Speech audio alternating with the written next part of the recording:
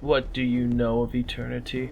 For millennia the Necron have slumbered, and you and your ilk have made up story and rumor about my kin. I too have listened to some of the tales that your kind spins, and it saddens and offends me. It saddens me that our history has yet to be told to the detritus of this galaxy, and offends me on how much your race gets wrong. So sit, mortal, and open your ears, and gather the last remaining wits about you. For today, I shall regale you with the tragedy of the Necron, their lives before their metal shells, their gods, and their slumber.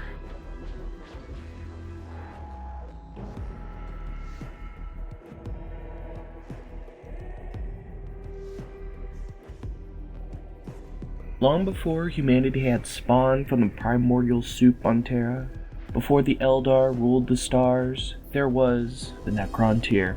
This race of humanoids lived short lives on an irradiated world unsuitable for life. From what records show, life was suffering, brutal, and grueling for all those except for the noble class. And even then, with all the wealth and power that they could muster, this race couldn't halt the deadly inflictions that plagued their race. This plague was a cancer like no other.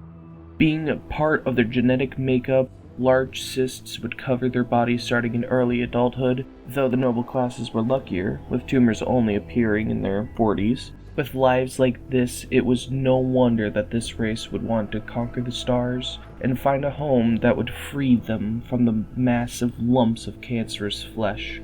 However, it would seem that this curse followed the Necrontyr across the galaxy, and it was to a point where the entire culture was centered around death and the afterlife. Whole worlds converted into massive tomb complexes to harbor the dead. Starships were designed not only to transport the living to new worlds, but the dead too. And life on those worlds were just as harsh. Unable to shake the curse of Katsar off, and the rising tension between the dynasties, war was inevitable.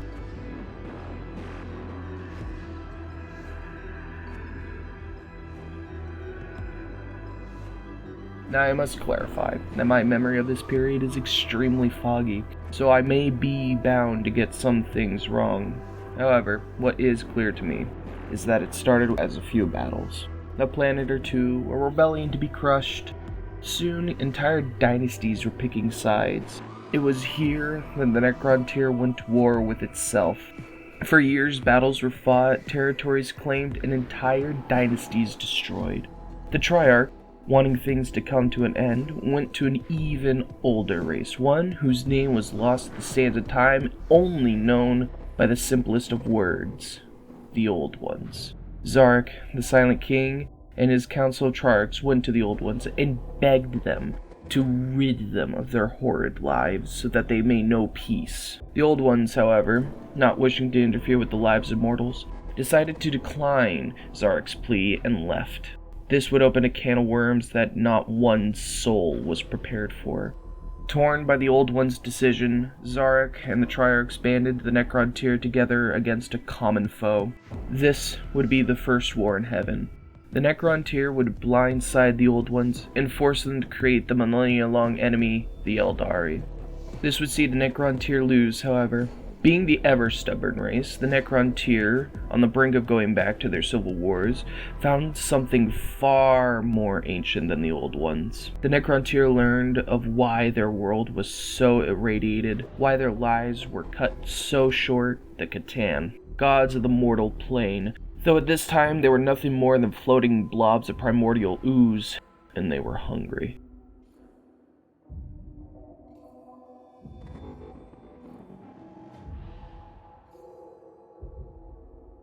The Catan, Mephitron, the star god of deception, spoke to Thal'rakh through arcane means, and told the Silent King that they were also enemies of the Old Ones, that they could cure the Necrontyr of their curse, and that they could make the Necrontyr immortal. Not wishing to see his people haunted by the tumors and the war any further, Thal'rakh got to work. He and his race constructed statues of living metal depicting their gods, and invited the Catan in. Given these new metal bodies, the Catan, with the help of a cryptic by the name of Xeris, built mighty machines that burnt away flesh and replaced what was left with the same living metal that made up the Catan. Flesh was scorched away, bone burnt to ash, souls ripped from the Necrontyr, and what stepped out was the Necron. The first of whom was Thal'rakh himself, and at first he was excited, ordering all Necrontyr who were still of flesh to be sent through the furnaces, and if they wouldn't do so willingly, to be dragged in chains, to be given the gift of immortality. Unbeknownst to Thal'rakh, however, the C'tan's deal came at a cost. The C'tan, in their new bodies, couldn't feast on stars any longer, and so began to feast on the very souls burnt away by Xeros' mighty furnaces. The very process of having one's soul removed was entirely painful, more so than the fires that birthed the Necrons. And once all had become Necron, the C'tan enacted their dastardly plan to get revenge against the Old Ones, using Thal'rakh as a pawn. The war in heaven has begun.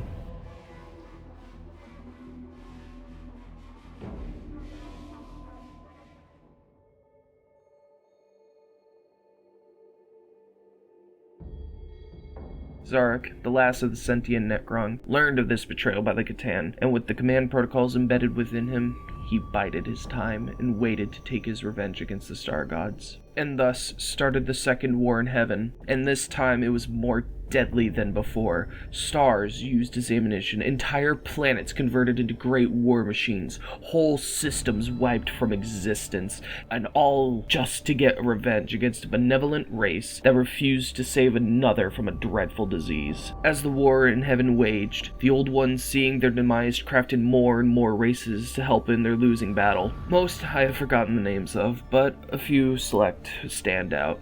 The Jokero, small, hairy creatures that would wander the battlefield, enhancing the lesser technologies of the Eldari, and the Quark, a mighty and brutal race. Those monstrosities were bred for war, and were able to construct whatever technologies they needed to wage it. In our modern age, however, they had become the Orc. Despite the incredible display of might, the creations of countless races, the Old Ones lost. And what of the Necron? Well, we must return to the C'tan. After their victory over the Old Ones, the C'tan started infighting. Our old friend, Mephithran, was up to his old tricks. Some say that he tricked the other C'tans into fighting. Others say he hid amongst the Necron as an unchanged Necrontyr.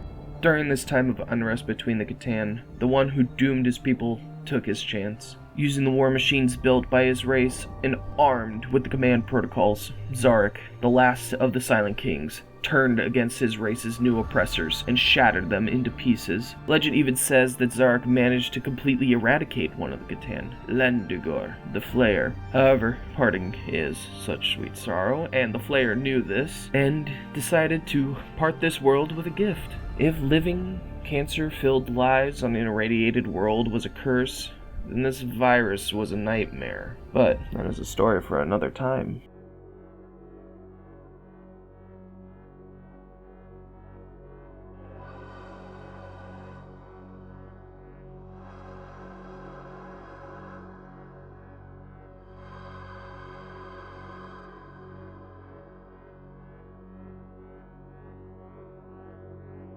Once the C'tan were shattered and bound within massive vaults, Thal'rakh, the last of the Silent Kings, understood that the war against the Old Ones had driven the Necron race to unimaginable extremes, crafting such weapons of horrifying power that they threatened existence itself. Before relinquishing his command, Thal'rakh decreed the destruction of these abhorrent creations. Only a handful of the most essential superweapons were spared, tucked away for dire times that he hoped would never come. With the grim task complete, the Silent King turned his attention to the future. Recognizing the Eldar and Quarks as threats to his people, but also a self-destructive force, Thal'rakh issued one final order to his people: a great slumber. The Necron legions would retreat into their tomb worlds, dormant and silent, while the enemies consumed themselves in endless war. This would be a chance for the Necron to escape the inevitable wars and wait them out, and return to a clean slate ready to conquer the galaxy once again. Then, without ceremony, Thal'rakh departed. Taking his personal dynasty, he vanished into the void beyond the galaxy's edge, bearing the unbearable guilt of cursing his race with something far worse than the cancer of the Necrontyr.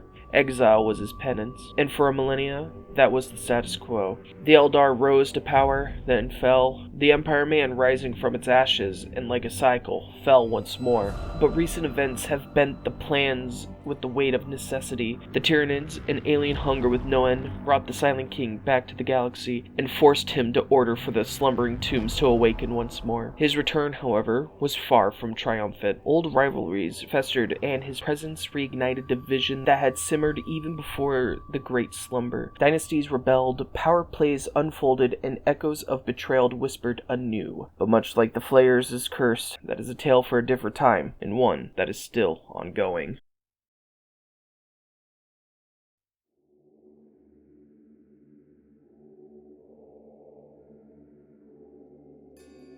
And with that, fleshbags, I think it is time to end our tale. I'm glad that you could stick around. This video is mainly due for fun, but if you wish to support me, I do have a Ko-Fi. I do not plan on going with YouTube full-time, but any donation helps, and who knows, if this video gets enough attention, maybe I'll do more of these in the future, because good lord, I want to talk about the flayed ones. Anyway, I've been rambling for almost 12 minutes now, and to that, I bid you farewell.